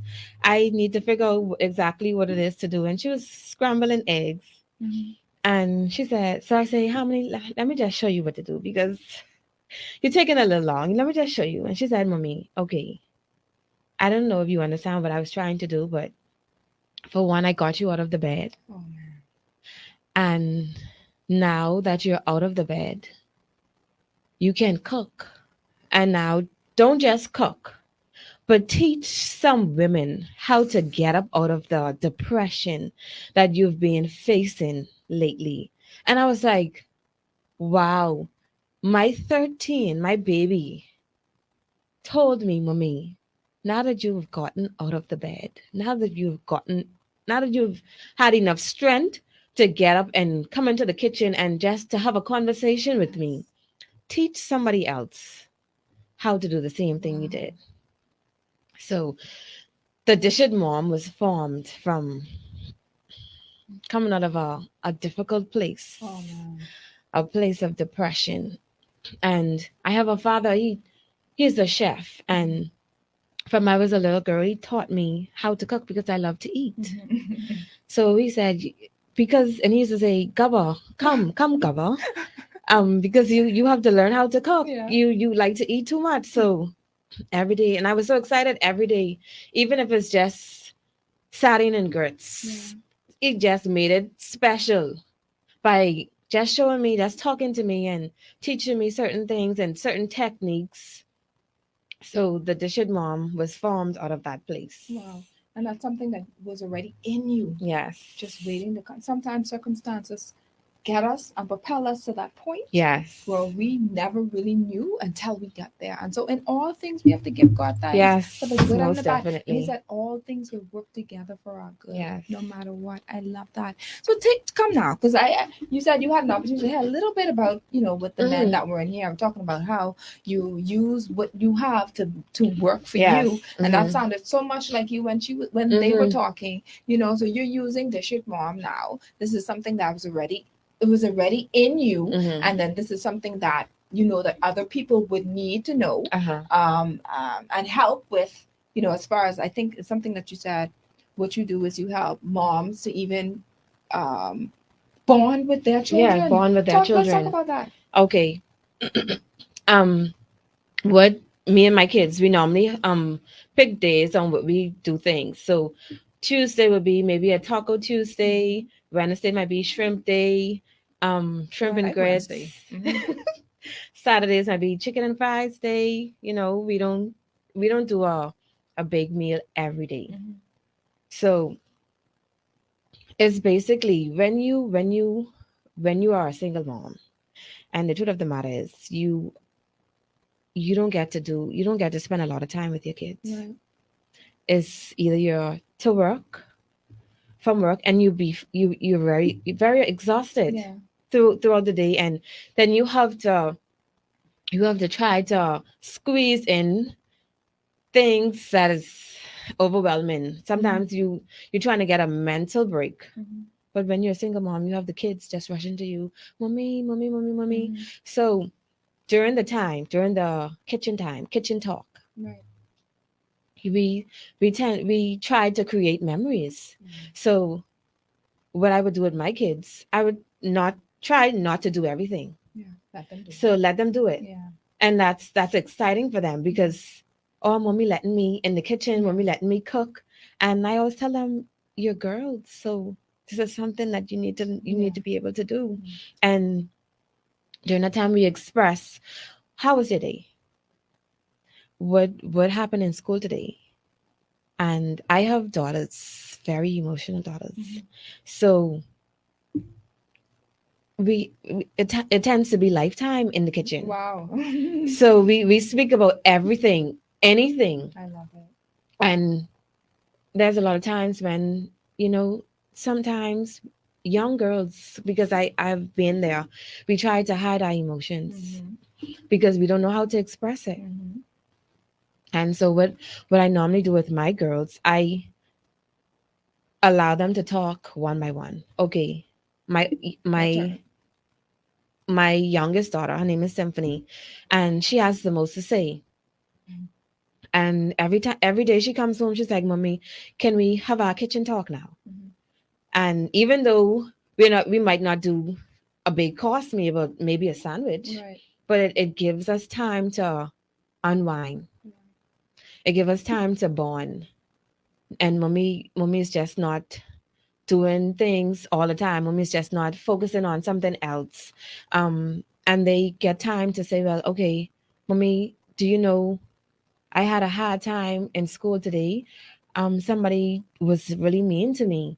And it gives me that opportunity to show them, like, okay, like sometimes it gets difficult in life, but you make the best of it. I love that. Now I love your story, but I want us to talk about what it is that you do to help, or how can you advise other women, especially single women. It doesn't necessarily, just in general, on how to save and how to budget when it comes to expenditure, when it comes to grocery shopping and cooking. What are some things that you would recommend? Okay, if you are a mom, a single mom, and depends on your weekly or monthly bills, you cannot overspend. Right. You cannot spend more than you make. Right.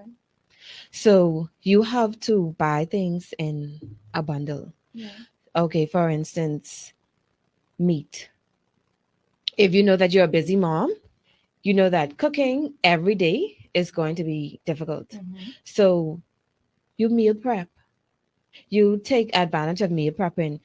There's a day where you can just get everything out, prep your meals, and you could prep meals for days, maybe for a week. And that gives you more time to relax. It gives you more time and it helps saves money. Because if you buy things in abundance, say you buy meat in abundance, a meat package, which you spend in maybe $30 for, and you get 5 pounds of this, 5 pounds of this, maybe 4 meats in that. And if you have a family like me, we don't eat 5 pounds of meat a day. So that's meat you could have in portions. Right. So like I said, you could meal prep. And if you have to spend on groceries every day, you lose. Because having to if you have to go into the grocery store and spend maybe $50 a day, you're spending more money than you actually could afford. Yeah. So buying things in abundance, rice, you buy it by the bale.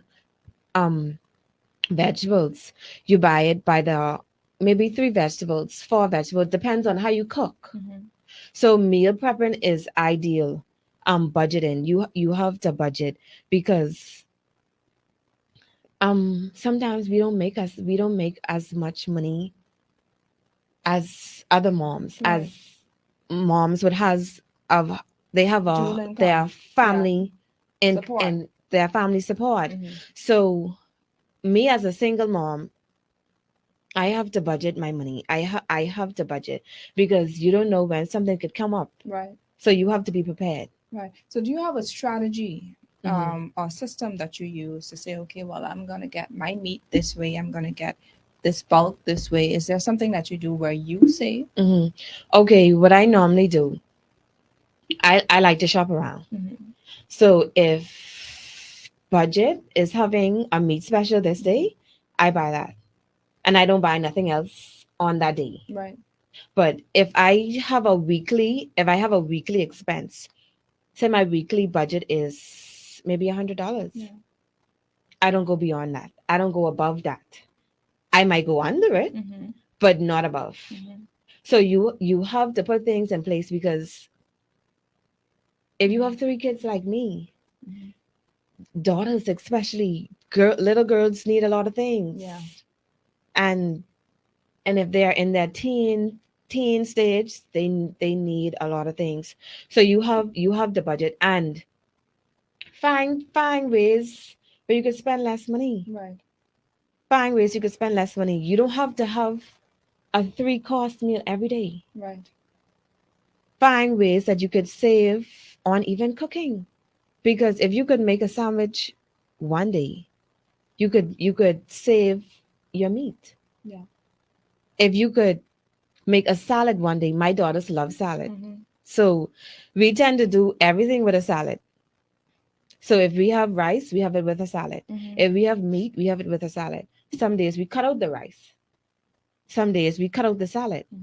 And we just have maybe a starch. Right.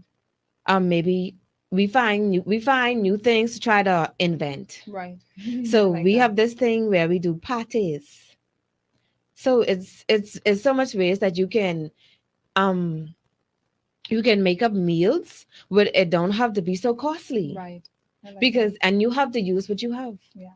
Use what you have. Because like if you can't go to the store maybe on a weekly basis, you might have to go to the store on a monthly basis.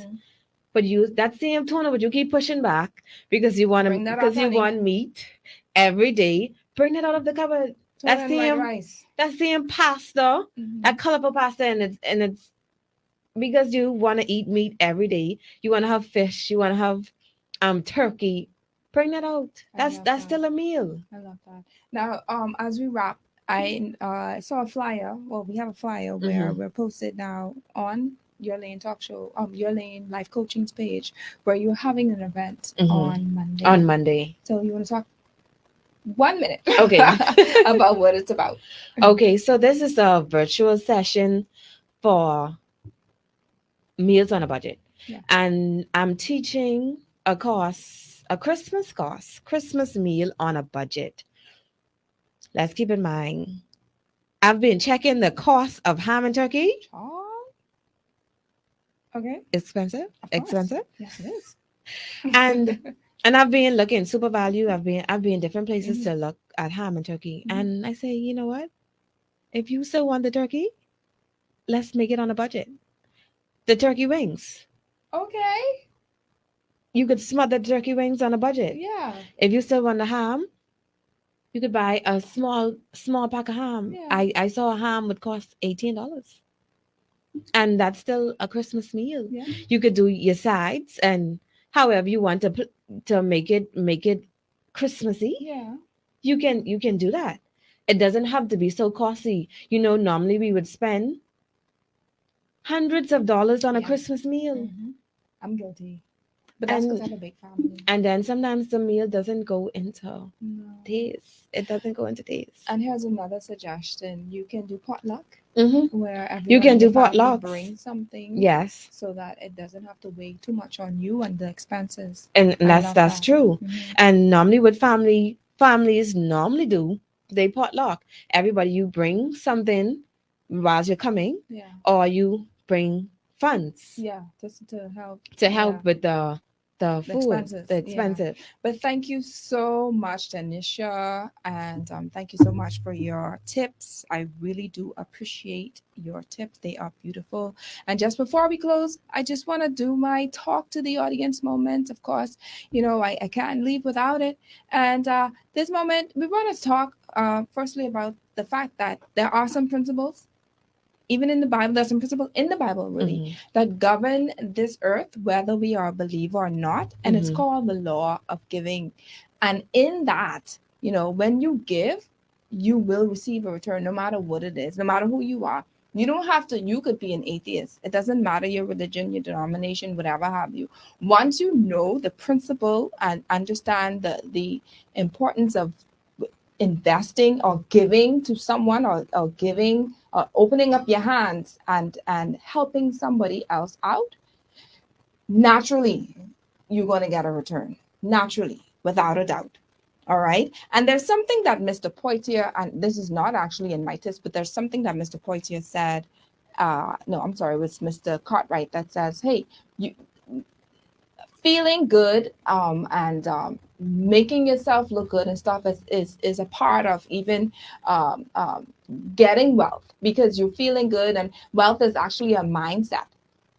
So I want to stick that in there, and I can go even further and say that speaking things can help a lot with the turnaround of your finances. When you go around saying, oh, I poor, or I broke, or I ain't got no money, and even though it may seem so naturally, try to speak more positive things or say things like, I have it, wealth is my portion. Do some affirmations every day. Tell yourself that I have that, I'm not going to live from paycheck to paycheck. I will not, whatever it is that you can use, or whatever it is that you see, or wherever you want to see yourself, speak life into it. Say it. All right. I'll never be broke another day of my life. These are terms that, this is another thing, but principles, words of life. Everyone knows, no matter what your religion denomination, everyone knows that when you speak something, it will come into fruition. Keep speaking it. My second point is for mothers. I know that this is the time where you go shopping, you go splurging for your children. But can we teach them how to give back to others? Can we teach them how to go to various shelters and to donate things, or maybe a blanket, maybe some canned goods? Teach them how to, and Mr. Poitier said this, we starting from the tiny. So we teach them not only how to give to others, but we're also teaching them how to save. Not every, when your grandpa, your grandma come, they try to put one little $5 in your hand. Not every dollar that a child has to go to the store and purchase something with it. So teach them, if it's now, just have a little piggy bank, or when that time comes for them to actually open up an account where you can actually let them go themselves. Well, of course, you being there, but let them feel or do the transaction themselves while you're sitting down, you're watching them do it, or behind them watching them do it, so they can understand and appreciate what it means to invest, what it means to save, and then what it means to help others, the less fortunate. My third point is watch out for impulsive buying. All right. You have some people who be like, child, please, I work too hard. These bills could wait. But when you think about it, they with that mentality and that mindset, when you keep saying, oh, these bills could wait, because I could die or whatever, and I can still meet these bills here. What about you who have children who are still here? You're gonna keep them in bondage because of your poor decisions? I don't think so. That's selfish, to be honest. Try to work out your bills now. Try to work out how you can pay off piece, do what you have to do, piece. Budget so that you can have something on the side to feel good about, to get your nails done, get your hair done, get your makeup done, get your little dress or whatever have you, get your shoes. Go out on a night out to town or something after you've already budgeted. And we discussed this already. We discussed the importance of budgeting after you've already have the school fees aside, you have the grocery aside, you have the personal care aside, and all these other things. And whatever's left, whether it be $10, whatever it is, $100, $300, then you could say, I have this amount to go ahead and do whatever else I have to do. You don't have to purchase an outfit or new shoes or new jewelry accessories for every event. I was very much guilty of this.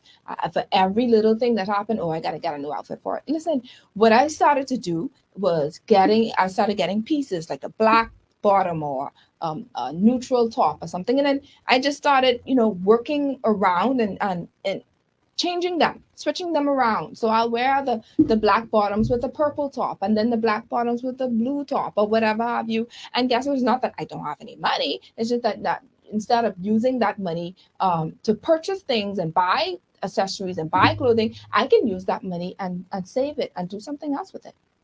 Okay, that will help me, of course, and help my family. We spoke about setting a budget. Of course, this is very important. And not only are you setting a budget with just, with investments and savings, but you're budgeting how much money you want to spend at the grocery store. And this is sometimes could be so unpredictable, because 1 minute a can of cream for like $1.10, and then the next minute you go back the same next weekend and the cream for $1.25. So, but still try to say, okay, when I go to the store, I'm going to spend $200 or $150 or something like that. You start there, and then you work your way. You say, okay, I got to see what I can purchase or what I can't purchase, what I can't do without.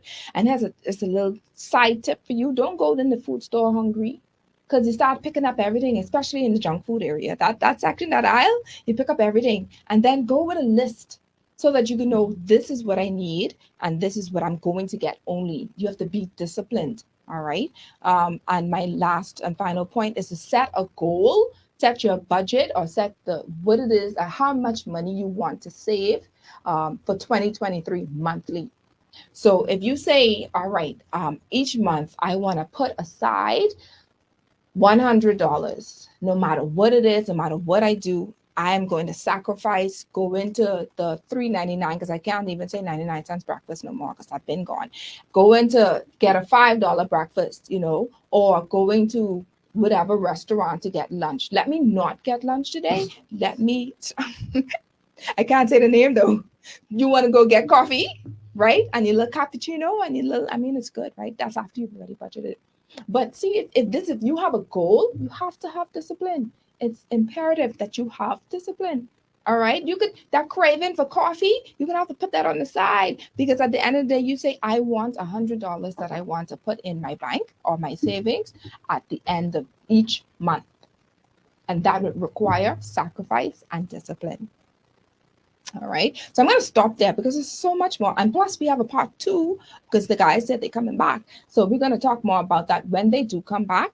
And if you need coaching on how to personalize your spending habits, or how to be more disciplined in 2023, because it takes a lot of work. It's not easy. You'll wake up and say, just like, anything, when you say you want to start, when you have your New Year's resolution, everyone get all excited about losing weight, and everybody get all excited about healthy eating eating habits. It's the same thing with budgeting habits. You have to have an accountability partner. If not, you're going to splurge. You're going to just start off all excited, and then by February or mid-January, you go back.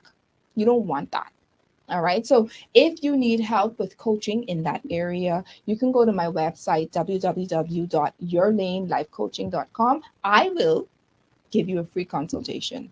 All right. That's a part of what I do, which is fine. And I've been getting most of my clients, repetitive clients, because of the consultation. So, there's no charge to you. You go there, and if this is something that you want or you want to continue investing in, but should be a part of your budget if you continue investing in it, by the way, then you have, there's no obligation if you want to continue or you don't. And I want to be able to help you with that. I want to be able to help you to save or find ways to be disciplined enough to save something each month for 2023 and beyond. So I want to thank, in their absence, Mr. Alfred Poitier and Mr. Deno Cartwright once again. And I also want to thank my guest, Danisha, did I pronounce it right? Danisha Lewis, for being present and giving awesome tips for today. And I'm excited about where she has to go from here, where this is leading her, because the best is yet to come, honey. Yeah. I want you to know that. Mhm. And I absolutely love the way that you do kitchen talk. If you don't get anything else, the mere fact that you're using, as women, we're finding ways, especially you don't even have to be single. You could be married, but Mhm. still don't have time. You're too busy for your children. You're too busy to hear from Mhm. what it is that they have to say, or what may be their concerns. And you can use kitchen time for that time to share. And I love that, because that really, really, really, really blessed me. It make me want to go make some brownies tomorrow with my children. That's what I'm doing anyway. And so today's show was brought to you by Airborne Freight and Cargo Services, John Shoe Store and Accessories, Family Medicine Center, Lowe's Wholesale, Your Lane Life Coaching, Colombian Emeralds, and Fusion Superplex. And guess what? Look, I want to thank my wonderful producer, Beats. He just been holding it down as always. I appreciate him so, so, so much. He's like, oh, yes. And to my first time listeners, thank you so much for tuning in. Thank you so much to my sponsors for believing in me. As this is actually our final show for this year. We'll be back January 8th, God's willing. But thank you so much for believing in me, and for those who've invested, and for those who've been praying. Thank you so much. And I know that at some point, whenever you were listening, that you were empowered, educated, or encouraged at some point from the span of January, March, May, from the span of May to now. At some point, if you were tuning in, I'm sure that you were blessed. But I thank you, and I thank you so much. And the best is yet to come. The best is yet to come. And so I want to extend a happy holiday. I pray that you will continue to be blessed even as you go throughout your daily lives, and that you spend time with family, and that you continue to give to people, especially those who are less fortunate, or those who are in need. Don't turn a blind eye. Make it a point to give to somebody today, every day. Give whatever it is that you have. Give, give, give, give, give. I promise you, the more you give, the more you will receive. Blessings to you. Happy holidays. Happy New Year. Until we meet again, blessings.